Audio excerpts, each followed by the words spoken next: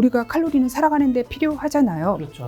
그럼 이 칼로리를 어디서 가져와야 되는데 제일 우리 몸의 구성 성분이 대부분 물 제외하고는 단백질이랑 지방인데 이 지방은 정말로 안 깨지거든요. 다이어트 해보신 분 다 알 거예요. 제일 깨부시기 쉬운 게 단백질이에요. 그러다 보니까 근육이랑 장기에서 단백질을 빼와가지고 그걸 에너지로 만들어서 써요. 그래서 다이어트 할 때 단백질 결핍이 되면은 이거는 100% 근육 부족으로 연결되고 이게 체지방보다 근육이 더 많이 빠지면 다이어트 끝나자마자 요요가 오게 되는 거죠. 교수님 근데 피부과를 다니시나요? 이 피부가 너무 좋으시고 진짜 인상이 되게 이분은 삶의 스트레스가 뭔가 크게 많지 않으신 것 같다는 느낌. 그 인상 얘기를 드리면 저희 집 식구가 저희 5명인데 한 명 빼고는 4시 40분이에요. 무슨 뜻이냐면 네? 오른쪽 눈 이렇게 쳐졌고 왼쪽 눈 이렇게 쳐져서 시계로 하면 4시 40분이라서 일단 눈이 좀 처지면 인상 좋다는 얘기는 들으시는 것 같고요. 사실 제 나이가 제가 피부과를 갈 나이가 아니라 그 돈을 아껴서 딸내미를 보내가지고 시집을 잘 보내야 되는 그런 나이이기 때문에. 따님이 지금 나이가 저 손주 있어요. 손주! 아기 너무 예쁩니다. 여러분 아기 많이 낳으세요. 손주까지 있으시구나. 우리의 미래입니다. 네. 알겠습니다. 저도 열심히 노력해서 결혼해서 네. 출산까지 3명. 대한민국 출산 3명 낳아야 되나? 네, 3명. 왜요? 문작가 같은 님이 3명을 낳으셔야지 누가 3명을 낳겠습니까? 한 명과 2명으로 끝내도록 하겠습니다. 최소한 2명. 네. 자, 교수님 모시고 오늘 이제 건강과 단백질 식단 좀 여쭤보려고 하는데, 일단 첫 번째가 이제 단백질인데, 요즘 사실 워낙 사람들이 운동 때문에도 그렇고 단백질 많이 챙겨 먹으려고 하잖아요. 일단 가장 기본적인 질문은 단백질이 우리 몸에서 하는 역할은 어떻게 되는 거죠? 우리가 이제 3대 영양소라 그러면 탄수화물, 지방, 단백질이잖아요. 그렇죠. 자, 탄수화물은 내가 지금 쓸 에너지예요. 지방은 저장하는 형태의 에너지예요. 근데 단백질은요, 에너지를 내는 영양소가 아니에요. 우리 몸을 구성하는 영양소예요. 그래서 사실은 단백질 하면 근육만 아시잖아요. 그렇죠. 근데 그렇게 딱딱한 뼈도 30%는 콜라겐이라는 단백질로 되어 있어서 만약에 뼈에 이 콜라겐 단백질이 있어서 탄성을 주지 않으면 우리가 지나가다가 정강이만 한번 부딪혀도 딱 깨져요. 그래서 그런 역할들을 하고, 그다음에 이제 코로나 때문에 굉장히 유명해진 항체, 면역, 세포 이런 거 다 단백질이고요. 혹시 호르몬 하면 아는 거 있으세요? 남성 호르몬, 여성 호르몬? 네, 걔네는 근데 이 스테로이드 호르몬이라서 아니고요. 그다음 가장 이제 유명한 호르몬 하면 인슐린인데, 인슐린 그런 호르몬도 단백질이고요. 그다음에 또 신경전달 물질이라서 감정을 좌우하는 세로토닌이라던가 잠자게 하는 멜라토닌 이런 것들도 다 단백질입니다. 그리고 조금 더 어렵게 얘기하면 콜레스테롤은 기름이고 우리 혈액은 물이잖아요. 물이죠. 근데 어떻게 다녀요 그 안에서? 그 캐리하는 마차 역할을 하는 것도 단백질이 대부분 합니다. 자, 근데 방금 전에 콜라겐 얘기해 주셔서, 네. 이거는 이제 번외 질문인데, 방송 지상판 그렇게 할 수 없지만 저희는 유튜브니까요. 콜라겐이 좋다는 영양제나 기타 때 엄청 많잖아요. 그게 진짜 도움 되는지랑 플러스로 콜라겐을 먹으면 좋다고 하는데 이제 굳이 먹었는데 뭘 먹어야 돼요? 그 콜라겐에 관련된 논문들을 쫙 모아가지고 연구의 끝판왕은 메타 분석이라 그래서 관련 연구가 하나는 좋다고 그러고 하나는 안 좋다고 이렇게 나오면 연구들을 쫙 모읍니다. 그래서 메타 분석이라고 통합적인 분석을 하는데요. 메타 분석 결과를 보면 콜라겐이 피부에 좋다고 나와 있어요. 그런데 이 연구는 누가 돈을 내서 대부분 할까요? 콜라겐 만드는 회사에서? 그렇기 때문에 약간 그 부분은 감안을 해주셔야 편향될 수 되는데, 있다. 그런데 제가 봤을 때 이런 면은 있는 것 같아요. 평상시에 단백질 결핍이 있는 분들이 콜라겐이 많은 식품이나 아니면은 콜라겐 영양제를 드시면 도움이 되세요. 그런데 결핍이 하나도 없는 분들은 도움이 안 되세요. 그러니까 그 결핍을 채우는 부분이 단백질, 콜라겐은 이제 단백질 중에서 조금 크기가 작은 애들인데 그런 것들이 들어가서 되는 거라고 생각을 하는 거지, 딱 그것이 딱 그 콜라겐이어야만 하느냐 하면은 그거는 아닌 것 같습니다. 네. 근데 콜라겐 뭘 먹어야 돼요? 단백질이요. 일반적인 단백질. 그냥 일반적인 단백질을 네. 먹으면 그 안에 부족하지 않게. 뭔가 말씀하신 뉘앙스로는 콜라겐에 나와 있는 뭔가 특별히 사 먹는 거를 엄청 추천하시는 스타일은 아니신가요? 네, 아닙니다. 네. 그냥 일반적으로 비싸요. 비싸고 효과는 아까 딱 말씀드린 그 정도. 네. 여러분 정답 말씀드린 거라 저는 생각합니다. 알아서 각자 잘 해석하시기 바라고요. 자, 그럼 단백질 부족하면 우리 몸에서 어떤 증상이 좀 나타나는 거죠? 기본적으로 느끼시는 건 이제 이렇게 팔에 상처가 났어요. 근데 네. 이제 상처가 조금 났는데 시간이 오래 걸릴 거고, 맞아. 탄력이 떨어질 거고, 체중 감량하신 분들이나 아니면 출산 후에 체중 막 빠지잖아요. 그때 머리카락 빠져서 병원 오시는 분은 굉장히 많고요. 머리카락과 같이 손발톱도 깨지죠. 여기 케라틴이라는 단백질이 들어있거든요. 그리고 그리고 이제 흔히 많이 느끼시는 거는요. 비만 치료할 때 보통 환자분들이 탄수화물 많이 먹고 오시잖아요. 그거를 이제 쉬프트에서 단백질로 바꿔주면은 환자가 살이 빠졌다고 느끼기 전에 굉장히 부은 게 좋아졌다고 얘기를 하셔서 단백질이야말로 대표적인 항부종 영양소입니다. 그 이유는 이렇게 우리가 혈액순환을 하면서 혈관에서 바깥으로 조직으로 혈액이 나가죠. 영양분이랑 다시 끌어당길 때 필요한 그 힘을 내는 게 단백질이거든요. 혈관 내에. 그래서 그런 역할도 좀 있습니다. 그 다음에 더 중요한 거 면역세포의 구성 성분이기 때문에 단백질이 부족하면은 면역력이 떨어집니다. 단백질이 부족한 사람이 이제 근육이 이제 적을 확률이 높을 텐데 근육이 줄어들면 당연히 위험들이 많이 생기겠죠? 약간 심각한 거를 좀 먼저 말씀을 드리면은 근육이 떨어지면은 우리가 먹은 혈당의 70%는 근육이 소모하는데 70% 근육이 소모해요? 네, 그럼 30%는 누가 소모해요? 다른 장기도 다 일해야죠. 지금 이게 저희 작가님이나 저나 머리 열심히 돌리고 있잖아요. 네. 그래도 또 보내야 되고 오장연부 돌려야 되고요. 그래도 근육이 확실히 많이 소모하긴 하네. 그렇게 네, 따지면. 근육은 움직이지 않아요. 유지할 때도 계속 당분을 쓰고 있거든요. 그래서 근육 유지가 좀 안 된 상태에서는 포도당이 어디 갈 데가 없으니까 혈당이 올라가게 되는 거고, 그다음에 근육이 부족하면 앉았다 푹 일어나면 혈압약 먹고 있는 분이나 안 먹고 있는 분이나 다 어지러워요. 그 이유가 우리 일어났을 때 다리 근육이 펌핑을 해가지고 혈액을 좀 올려줘야 되는데 그거 못 올려주거든요. 아침 뭐 일어날 때 뭐 희청할 때 있잖아요. 약간. 네네네. 그래서 여름에 막 굉장히 어지러워서 엘리베이터에서 이렇게 잡고 계시는 여성분들 꽤 많으시죠. 그 다음에 당연히 근육이 부족하면은 넘어지거나 골절의 위험도가 커지고요. 그 다음에 또 뭐 심각하게는 근육이 내가 가져야 될 근육에서 반 이상 소모 없어지게 되면은 그때는 독립적인 생활을 못 하시죠. 장보러도 못 가고. 네. 그런데요. 이런 건 굉장히 심각한 경우들이고요. 그렇죠. 저는 근육량을 그 사람이 가진 엔진 크기라고 생각을 해요. 그래서 근육이 많으신 분들은 벤치 S 600 시리즈, 근육이 적으신 분들은 경차, 네, 경차도 굴러는 가지만 여름에 4명 태우고 비탈길에 에어컨 키고 약간 어렵죠. 낑낑대는 약간 부분이. 그런 분들은 밥 먹고 난 다음에는 이 혈액이 내장으로 몰리거든요. 그럼 그 다음에 힘이 쭉 빠져가지고 밥 먹고 설거지 할 힘이 없어갖고 누워서 유튜브만 보셔야 되는 그런 분들이죠. 그러니까 결국은 근육량이 부족했을 때 아주 심각한 뭐 근감소증까지 안 가더라도 내 체력이 떨어지는 거죠. 벤치 S를 타시나요? 저 운전 못합니다. 여기 지하철 타고 왔어요. 자, 단백질 부족 유발하는 그러면 한국인분들의 최악의 식습관 어떤 게 좀 있을까요? 뭐 가장 중요한 거는 내가 단백질 결핍이라는 걸 모르고 식사하시는 거죠. 특히 고령자분들, 그리고 특히 고령자 분이시면서 여성분들, 어머님들 혼자 사시는 집에 가서 냉장고 열어보면 뭐 있을까요? 김치 1, 2, 3. 있지. 김치 엄청 많죠. 네, 거기다가 그다음에 조금 더 성의 있으면 뭐 고추 들어있고 나물 쌈 이런 거 들어있잖아요. 맞아. 그러니까 이제 본인이 채식을 하신다는 걸 모르고 채식하는 비자발적 채식주의자가 한국에는 굉장히 많으셔서 젊은 분들은 단백질 많이 드시는데 나이 드시고 여성인분, 사회생활 안 하시는 분, 혼자서 식사하시는 분들은 정말 본인이 채식주의인지 모르시면서 채식하시는 분이 굉장히 많으세요. 채식이 안 좋은 건가요? 채식을 잘하면 괜찮죠. 근데 이제 채식이 대부분은 채식이라고 알면서 하는 채식주의자분들이 있잖아요.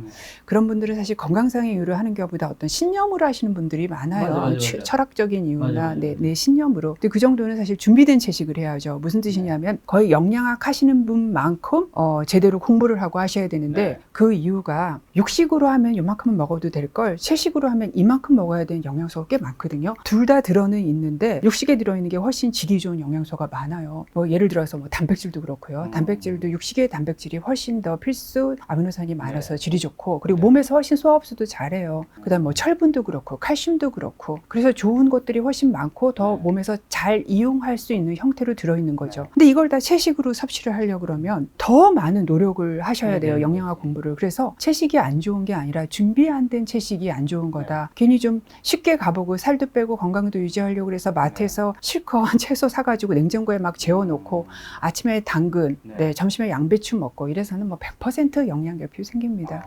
지금 교수님 말씀 들어보니까 완전히 이쪽으로 치우친 채식 아니면 완전 이쪽으로 치우친 육식 이쪽으로 가는 건 어제 우리 유튜브나 인스타그램 보면 완전 그쪽 가신 분들 있잖아요. 사실 그게 건강에는 좀 위험할 수 있는 거네요. 너무 그쪽으로만 가면. 뭐 사람들의 심리라는 게 재채기 안 팔리는 이유인 것 같기도 한데요. 약 없이 건강해지는 식습관 상담소 여러분. 뭔가 건강에 도움되는 거니까요. 노멀한 얘기를 하면 안 봐주시고. 맞아요. 우리가 일반적인 상식에서 약간 좀 새로운 얘기 또는 굉장히 주의를 해야 될 것 같은 얘기를 해야 좀 봐주시는 게 제가 이제 저도 유튜브 5년 차잖아요. 의학 채널 비온 뒤에 왔다 박 교수. 네, 이름 재밌죠? 왔다 박 교수. 이름을 정할 때 여러 가지 예응이 있었어요. 뭐 무엇이든 물어보세요로 할까 그랬더니 그거는 뭐 벌써 KBS에서 몇십 년 동안 하고 있는 프로고 저희 애들 아빠는 좀 클래식 해가지고 정통 의학으로 하래요. 그랬더니 아이들이 그러면 아무도 안 본다고. 그 당시 유행했던 옛날에 왔다 장보리라는 프로가 있었어요. 그래서 그럼 왔다 박 교수로 하자고 했더니 의외로 또 굉장히 반응이 좋더라고요. 그래서 저희 아이들의 의견을 따라서 왔다 박 교수로 하는데요. 거기서도 제가 약간 콘텐츠를 올리면은 뭐 이런 검진 꼭 받으세요. 이런 거보다 이런 검진 절대로 받지 마세요 하는 걸 훨씬 많이. 네. 그리고 최악의 아침 식사 요거 올린 것도 가장 많이 보신 그런 유튜브 제목 중에 하나라서 사실 그러다 보니까 내용은 노말해도 제목은 굉장히 강하죠. 어쩔 수 없습니다. 그런데 다 열심히 안 보시면 그 제목만 보시는 거예요. 그래서 그게 다 팩트인지 알고 이제 믿으시는 분이 많기 때문에 또 이제 극단적인 채식과 극단적인 육식에 대한 얘기가 계속 나오는 거죠. 하루 3끼 단백질 꼭 챙겨 먹어야 하는 분들은 좀 어떤 분들인가요? 저희가 생각했을 때 뭔가 젊은 분들은 굳이 그렇게까지 안 챙겨 먹어도 될 것 같기도 하고. 네, 답은 모든 분들. 아, 모든 분들이요? 네. 근데 이제 특히 더 중요한 분이 있어요. 누구요? 젊은 분은 조금 안 챙겨 먹어도 다음 끼니에 잘 먹으면 앞에서 안 챙겨 먹은 게 보충이 돼요. 젊은 사람은 계속 조직을 만들려고 하는 특성이 갖고 있어요. 근데 나이 드신 분들은 같은 양을 먹어도 덜 만들어져요. 그렇기 때문에 사실 내가 뭔가 단백질을 먹어가지고 계속 조금씩 먹어줘서 내 몸에서 단백질을 사용해서 근육을 만들어라는 시그널을 계속 보내줘야 되는 거예요. 이 시그널이 없는 동안은 깨지거든요, 근단백질이. 그렇기 때문에 꼭 몇 끼에 더 잘 챙겨서 드셔야 되는 분들이 이제 단백질 필요하신 분들이 노인 분들이시고요. 두 번째는 다이어트 하시는 분들.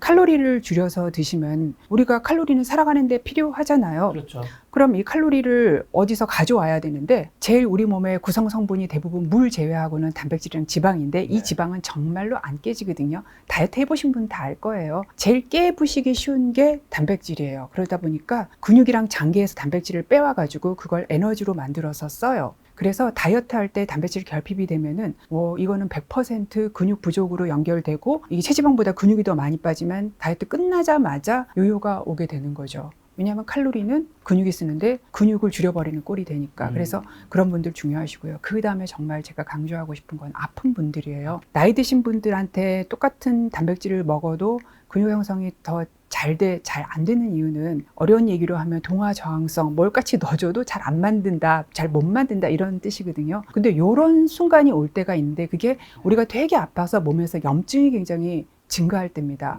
갑자기 사고가 났거나 무슨 이유로 수술을 받는다거나 중환자실로 가거나 또 급성 질환으로 내가 입원을 했거나 이런 순간들인데 사실 사람들이 가장 많이 굶는 데가 어딘지 아세요? 병원입니다. 병원. 네.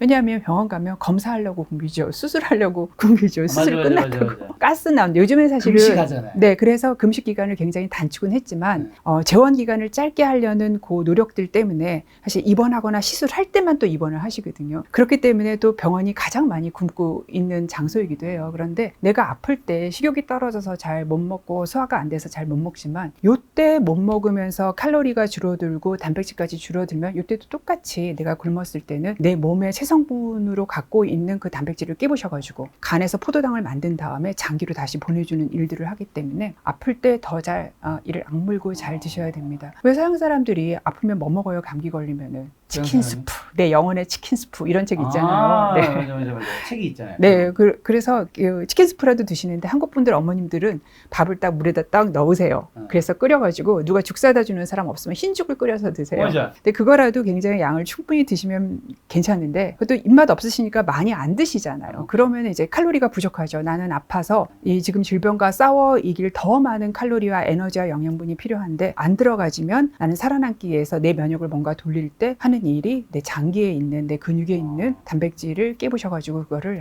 살아가는 에너지로 사용을 하는 거죠. 그래서 풀 때 정말 악착같이 잘 챙겨 드시는 거를 꼭 하셔야 됩니다. 근데 우리가 아파 보면 저는 진짜 아프면 사람마다 다 특징이 있겠지만 안 들어가는 거죠. 그래서 안 먹거든요. 그냥 계속 자는 거죠. 휴식하고. 그러니 먹는데 그럼 이제 아플 때 먹기 싫어도 억지라도 그런 단백질이 잘 들어간 뭐 그런 닭고기 스프도 뭐든 이런 거 좀 챙겨 먹어야 되는 거예요? 작가님 같이 굉장히 젊은 분이, 젊고 건강한 네. 분이 내가 뭔가 곧불이 걸렸어요. 네. 하루 이틀 안 드셔서는 큰 문제가 아니에요. 그런데 나이 드신 분이 폐렴이 걸린 상태에서 하루 이틀 안 드시는 거는 면역력 저하로 연결이 돼서 폐렴이 폐렴으로 끝나지 않고 폐혈증에 끝나고 그 다음에는 이제 사망으로 연결되는 그런 일들이 있어서 좀 나이 드신 분과 또 젊은 분들은 몸에서 뭔가 어떤 사건을 문제를 해결하는 방식이 굉장히 다르다는 거. 궁금한 게 나이가 들면서 대부분 이제 근육량이 줄어든다고 하잖아요. 이게 팩트인지도 궁금하고 그리고 근육이 줄어든 근감소증이 근데 또 노화 때문이 아닌 경우도 있다고요. 네, 그렇죠. 대부분은 나이가 들면서 줄어드는 거는 저나 작가님이나 뭐 피할 수 없는 일이고요. 저도 뭐 근감소를 엄청 느끼고 있습니다. 이게 어떨 때 더 많이 줄어들 때가 있어요. 첫 번째는 잘 안 먹어줬을 때, 두 번째는 근력 운동 안 해주시는 분, 세 번째는 아까 되게 내가 아파서 내 몸에 염증이 확 올라갈 때, 염증 수치들이 올라갈 때 그 수치들이 내 근육을 깨부시는 역할을 하거든요. 이화 현상이 일어나게 돼요. 그래서 그때는 더 주의를 해야 될 때라서 물론 모든 분들이 나이가 들면은 조금씩 노화가 일어나죠. 하지만 왜 우리 아기들은요, 조금 아기를 딱 보면 아 얘는 100일생이겠다, 얘는 돌쟁이겠다, 얘는 한 18개월 됐겠다 알잖아요. 근데요 나이가 드시면 그 차이가 너무 커가지고 제 진료실에 앉아서 얼굴을 보면 70대인데 차트에는 60대로 돼 있어요. 깜짝 놀라서 맞으십니까? 이분 맞으십니까? 라고 물어볼 때가 있고 또 그 반대의 경우도 있으세요. 또 굉장히 또 나이 들어 보이시거나 반대로 되게 젊어 보이시는 분이 있어서 젊었을 때 나는 차이는 별 차이가 아니지만 내가 어떻게 관리를 하느냐에 따라서 나이 들어서 그 차이는 굉장히 큰 것 같고 똑같은 맥락에서 근육량도 똑같은 것 같아요. 노화되는 시기에 잘 관리를 해주시면 잘 유지를 하실 수가 있고 그 다음에 노화되는 시기에서 관리를 못 하시고 아프시고 잘 못 드시고 뭐 다른 일로 바쁘셔가지고 못 하시게 되면은 더 나이가 드셨을 때가 징기고 있는 근육량과 체력이 떨어지는 거죠. 노화 얘기해 주셔서 갑자기 궁금해진 게 이거는 의학적인 정확한 답변은 나올 수는 없는 영역이긴 하지만 이게 노화라고 하면 결국엔 신체 나이 같은 거잖아요. 실제 이 사람의 수명 나이보다 신체 나이 플러스 그러면 이 사람이 동안인지 동안이 아닌지도 있잖아요. 동안으로 보이는 사람이 실제로 신체 나이도 좀 젊은 거랑 좀 일치되나요? 많은 환자도 보셨으니까. 얼굴과 그러니까 얼굴이 되게 너무 젊어 보인다, 뭐 관리 잘했다라 생각 드는 분이 실제로 신체 나이도 좀 젊을 확률이 높나요? 아니면 그냥 이 얼굴이 동안인 것과 이거는 좀 다른 건가요? 얼굴은 약간 타고난 게 있으신 것 같아요. 피부, 부모님이 주신 피부가 땅구멍 하나도 안 보이는 피부를 주시는 그런 분도 있어요. 그러면 진짜 피부 좋으세요. 저 깜짝 놀라서 당기셨어요? 그러면 안 당기셨다고, 원래 부모님이 좋으셨다고 얘기하는 분이 굉장히 많고, 그런데 체형은 다른 것 같아요. 물론 굉장히 유전적으로 집에 근육이 많은 집안이 있는 것 같기는 해요. 장단지가 이렇게 별로 근육 안 하는데도 굵은, 그렇기는 하지만 대부분 제가 어떻게 아느냐면 딱 이렇게 자리에 앉았는데 자세가 이렇게 딱 바로 앉아 있으시고, 우리 가다라고 얘기하잖아요. 자켓 입으면 어깨 딱 이 가다. 제가 그 운동하시냐고 여쭤봤었잖아요. 운동하시는 분 같아요. 작가님은. 딱 보면은 이분은 운동하고 관리하시는 분이다. 그럼 뭐 대부분 대사 상태가 좋아요. 아까 왜 근육량이 많으면 혈당도 좋고 콜레스테롤도 좋고 내 몸의 혈관의 노화도 좋고 그다음에 체력도 좋고. 네, 그러니까 이 체형을 보면은 그거는 굉장히 그분의 신체 노화도랑 관련이 있는 것 같은데 얼굴만은 좀 잘 모르는 거겠다. 네. 근감소가 오는 게 잘 안 먹을 때와 운동 안 할 때라고 대표적으로 얘기해 주셨는데 그럼 이제 반대로 근감소 막을 수 있는 방법은 좀 어떻게 되나요? 잘 드셔야죠. 잘 먹어야 된다. 잘 드셔야 되는데 첫 번째 뭐 근육을 위해서 근육의 재료를 잘 넣어주는 거 너무 기본이라서 단백질 음식 제대로 챙겨 드시는 거 중요한데 단백질만 챙겨 드시고 전체적으로 다른 식사를 제대로 안 하세요. 예를 들어서 뭐 내가 당뇨가 있다. 예를 들어서 탄수화물을 굉장히 안 드시거나 하시는데 단백질이 의미를 발휘하려면 이 단백질을 받쳐주는 영양소가 있어야 되거든요. 다른 영양소들도 제대로 잘 들어와야 돼요. 그러니까 아침 한 끼를 건강하게 붙다고 닭가슴살 120g짜리 드시는 걸로는 건강할 수가 없는 거죠. 내가 단백질만 먹고 다른 영양소를 잘 먹지 않으면은요, 이 단백질이 깨부셔져 가지고 에너지를 사용하는 데 내지지 내 근육이나 내 장기로 가지 않기 때문에 단백질을 잘 드시는 거에 빛을 발휘하려면 다른 음식도 잘 드셔야 된다. 그래서 닭가슴살 사서 냉장고에 재워놓는 걸로는 건강하기 어렵다라는 말씀을 꼭 드리고 싶고요. 두 번째는 이게 제가 염증이라는 게 우리가 아플 때는 염증 지수가 올라가는데 이 염증이라는 거는 대표적으로 내 근육을 갉아먹는 거다라고 말씀드립니다. 말씀을 드렸잖아요. 그럼 염증을 좀 줄여야 되잖아요. 내가 이제 아파서 그런 건 어떨 수는 없지만 염증을 좀 줄이는 가장 대표적인 영양소가 오메가3예요. 그래서 오메가3가 많은 등푸른 생선을 일주일에 2번은 먹자라고. 등푸른 생선의 대표적으로 좀 어떤 게 있죠? 고등어, 고등어, 연어. 네, 갈치는 등푸른 생선 아닙니다. 아 진짜? 그다음 멸치 나름 굉장히 크기는 작지만 보시면 이렇게 등 풀어요. 네. 그래서 멸치 볶음 항상 해놓으셨다가 드시면 되고요. 꽁치, 통조림. 등푸른 생선이 더 싸요. 그렇죠. 네, 흰살 생선이 비싸잖아요. 뭐 칼치 이런 거 2, 3만 원 칼치 하는. 비싸죠. 네. 그러니까 등푸른 생선 드시면 되고. 그리고. 그 다음에도 이제 근육에 필요한 게 근육의 근력이랑 근육이 어떤 기능을 도와주는 것들이 대표적인 영양소가 비타민 D니까 비타민 D는 좀 드시거나 네. 나가서 햇빛을 쬐시거나 네. 하시는 게 필요합니다. 그리고 당연히 운동을 해야 되겠죠?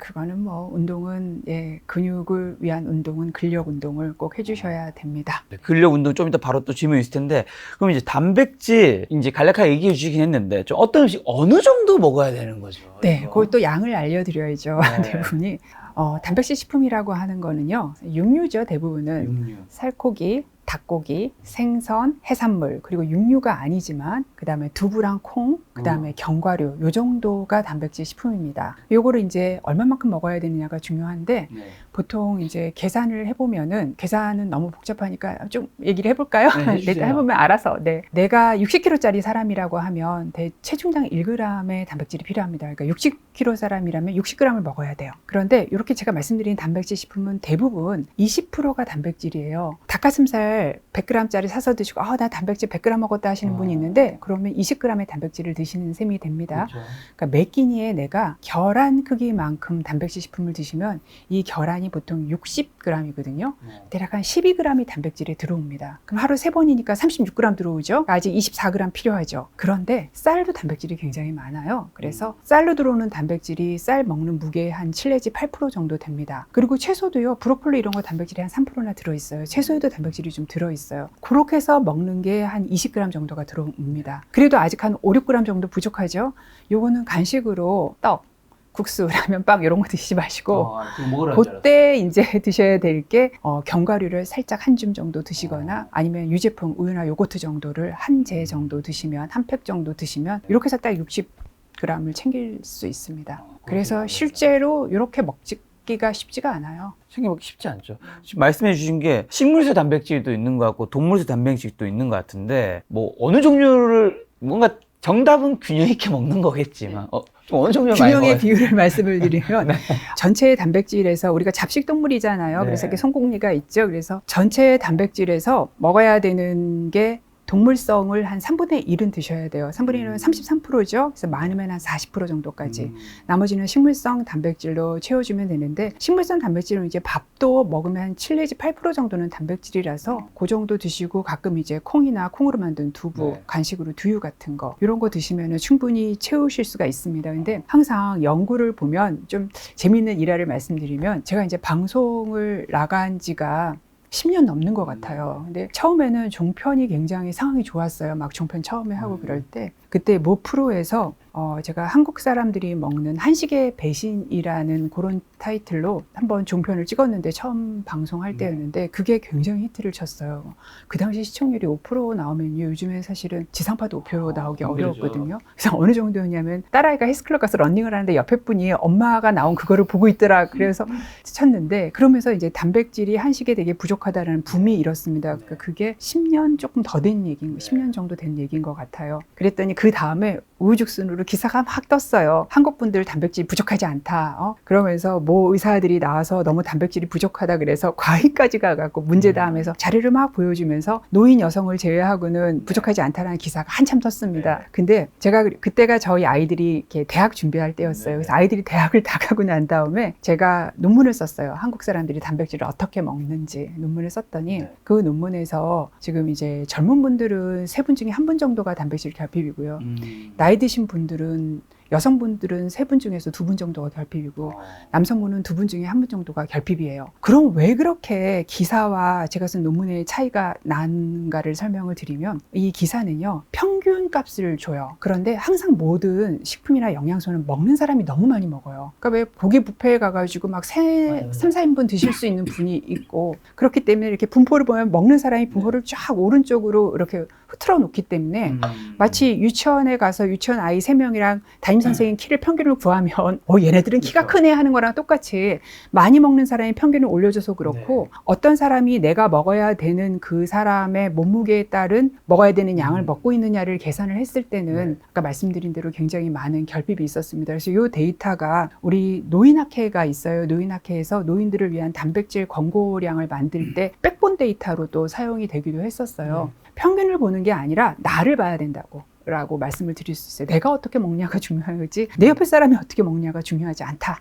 근데 방금 말씀해 주신 게 뭐 살코기, 닭고기, 그 다음에 이제 뭐 두부, 해산물 이런 거 얘기해 주셨는데 그러면 만약에 내가 이제 이게 식물성과 그 다음에 동물성은 나뉘잖아요. 식물성으로 단백질을 충분히 챙겨 먹어요. 그럼 동물성을 안 먹어도 돼요?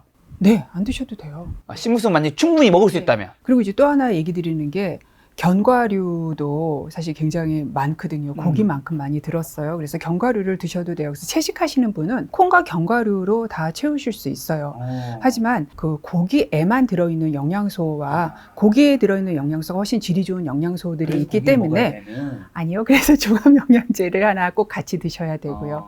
영양 공부를 좀 하셔야 된다라는 게 제 생각입니다. 자, 그럼 단백질 요즘에는 또 더 많이 챙겨 먹고 또 이게 회사에서 일하고 뭐 하다 보면 시간이 없으니까 특히 운동하시는 분들은 더 빨리 챙겨 먹으려고 단백질 보충제도 먹잖아요. 이런 거 좀 챙겨 먹는 거 어떻게 생각하시나요? 제가 작가님한테 질문을 드리면 가공식품이 좋겠어요? 아니면은 뭐 자연식품이 정답은 좋겠어요? 초가공식품이 요즘에 초가공식품도 있어서 가공과 초가공은 뭐가 다른 거예요?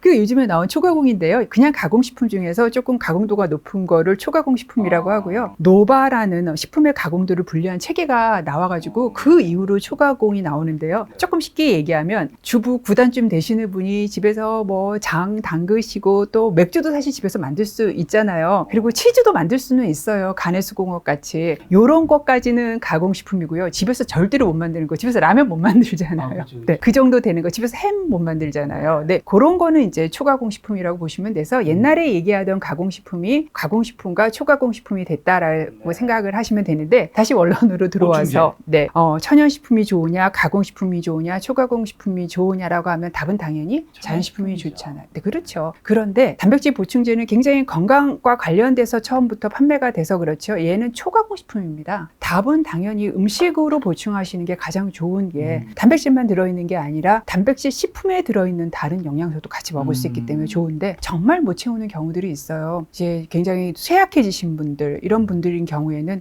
음식으로는 좀 부족해서 그럴 때는 단백질 경구 영양액이라던가 타서 먹을 수 있는 거를 의사도 권유를 하고 있고 또 많이 보험으로도 처방이 되고 있습니다. 근데 그런 경우가 아니면 가능한 한 먹는 걸로. 제가 생각했을 때는 저는 뭐 모든 게 참 우리가 생각하는 상식이 중요하다 생각하는 게 일단 단백질 보충제 그냥 자연식품이 있으면 단백질 보충제 사실은 이게 뭘로 만들어졌는지 우리가 확인이 안 되는 약간 그런 느낌. 본 적도 없잖아요.